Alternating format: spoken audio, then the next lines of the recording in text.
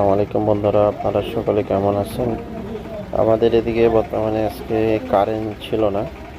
এই কারণে আপনার আগে যেভাবে সেলো মেশিনে আপনার আটা কুটানো হইতো, আজকে ঠিক সেইভাবেই আটা কুটার জন্য আইছি আমি।